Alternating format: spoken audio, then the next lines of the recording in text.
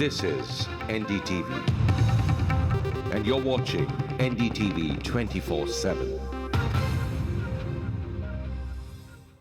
Good morning. The name is Pallavi and you're watching NDTV.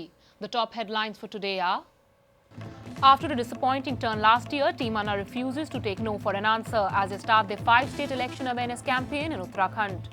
India's economic woes don't seem to be getting better as the World Bank predict grey skies for the nation. On the sports front, Tamil Nadu and Rajasthan get ready to face off in the Ranji Trophy final in Chennai. First, a sperm bank, and now a dating website designed exclusively for IITians. Will people be queuing up by the hundreds to date the country's resident geniuses? As the polling dates for Uttarakhand and Punjab draw near, Team Anna started their campaign to raise awareness during elections in Uttarakhand recently. Manish Sisodia speaks exclusively to NDTV.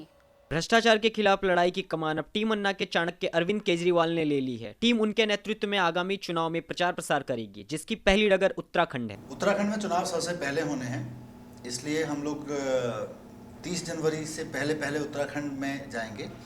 और उत्तर प्रदेश में क्योंकि चुनाव उसके बाद होने हैं, तो इसलिए वहाँ पर उसके बाद जाया जाएगा। उत्तराखंड और पंजाब दोनों में 30 जनवरी को चुनाव होने हैं, तो इसको देखते हुए हमने पहले उत्तराखंड को चुना।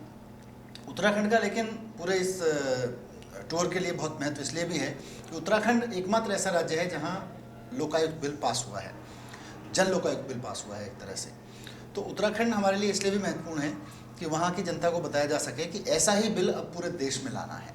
टीम अन्ना ने इस बार साफ कर दिया है कि वह किसी भी पार्टी विशेष के पक्ष में या खिलाफ में प्रचार प्रसार नहीं करेगी। इस चुनाव के दौरान हम ना किसी पार्टी के फेवर में और ना किसी पार्टी के खिलाफ कैंपेन कर रहे हैं।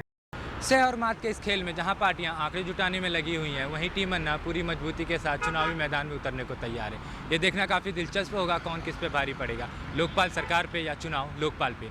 अपने सहयोगी सत्येंद्र राय के साथ कैमरा पर्सन लविका के साथ मैं Amit Pandey, NDTV India. With the censorship of Facebook and Google becoming more of a threat and Wikipedia winning the day with a 24-hour blackout, cartoonist Asim Trivedi, who has been in the news for his supposed slanderous cartoons, meets reporter Amit Pandey. संसद पर बनाए गए आसिम द्विवेदी द्वारा आपत्तिजनक cartoon पर प्रतिबंध लगाते हुए मुंबई हाई कोर्ट ने सख्त तेवर दिखाए हैं। साथ ही उन पर देशद्रोह का मुकदमा दर्ज करने का आदेश दिया। आसिम ने इस पर सफाई देते हुए कहा, कार्टून्स अगेंस्ट करप्शन मेरी वेबसाइट थी जिस पर मैं एंटी करप्शन कार्टून अपलोड करता था और उस पर देशद्रोह का मामला उनको दिख गया है। 124 लगाई है उन्होंने सारा, पर कहीं से भी ये देशद्रोह नहीं है क्योंकि मैं तो देश को सुधारने की कोशिश कर रहा हूँ।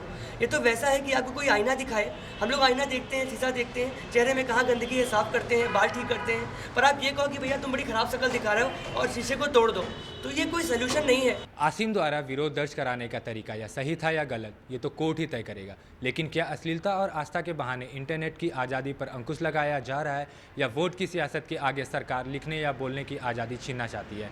कैमरा पर्सन अमित चटर्जी के साथ मैं अमित पांडे, NDTV इंडिया।